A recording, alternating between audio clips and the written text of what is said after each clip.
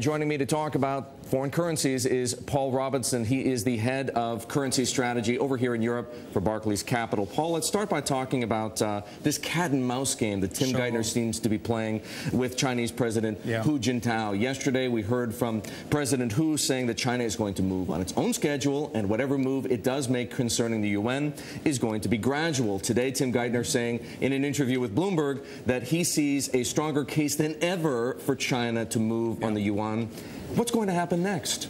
Well, I think they're both right. I mean, clearly China's going to move at its own pace. There's absolutely nothing that has ever suggested anything else. But I think Geithner is right. I think that the Chinese authorities do have a lot of incentives to actually allow some appreciation of the yuan, but don't expect it to happen quickly or very rapidly either. We've been hearing these kinds of things, particularly from Secretary Geithner, for several weeks now.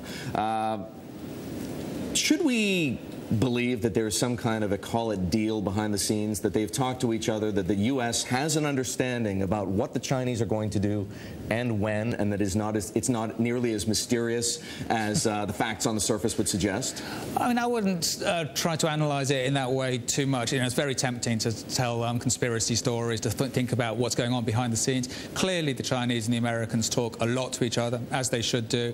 I think in the long run, the two economies depend a lot on each other, so it makes a lot of sense to have cooperation. But, you know, we can get very overblown with the kind of, the political story here, the political story there. Paul, let's make a transition to what's going on today in Europe, because the Spanish government seems to be increasingly concerned that there is potential for a crisis in the Spanish banking system, forcing these four Spanish savings banks together in a merger. How concerned should we be by what we're seeing unfold in Spain? I think we should be very concerned. I mean, it matters a lot. The sovereign crisis that erupted with Greece and spread to other Eurozone countries, one of the key ways that could affect global markets is via banks, via Eurozone banks, and then because of the Eurozone banks, via the global banking system.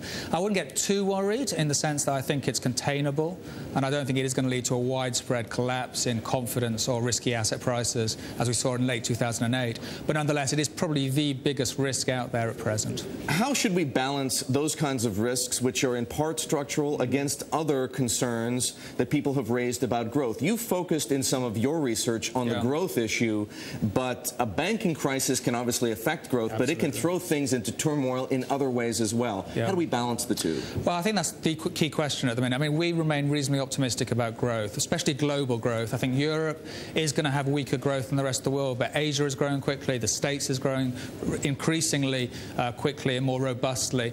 I think the key problem, though, as you say, is that if the banking system collapses again, or if it leads to a widespread lack of confidence, then that could derail things. But our view is this is not a repeat of 2008. All right, but let me ask you this question. Are you as confident in the prospects for growth now as you were last week, given what you saw then? It did seem as though there was some stability returning toward the end of last week. That's all off the table now.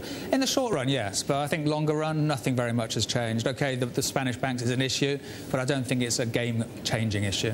All right, Paul, thank you very much. Paul Robinson, head of European currency strategy here at Barclays Capital.